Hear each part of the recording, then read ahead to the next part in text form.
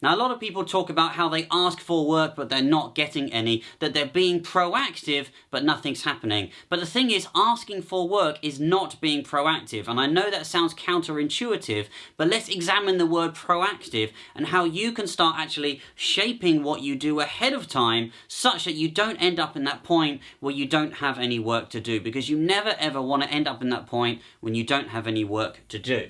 So let's have a look at the word proactive, right? Proactive is made up of two parts, the pro and the active. You might think the active is actually the important part. It's not. The important part is the pro right here, right? Because pro means before. If you are finding that you are running out of work and you're sat there twiddling your thumbs, it's because you're not putting in the pre-work to be identifying work coming up.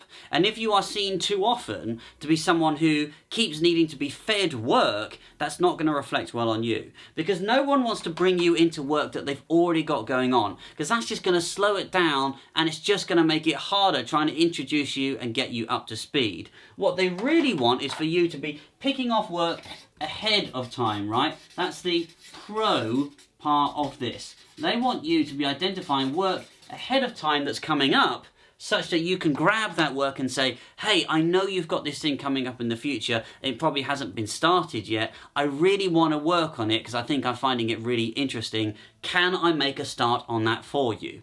No one is going to say no to that, because they want people to be helping them with the stuff they've got coming up, not getting involved in the stuff that they've already got going on.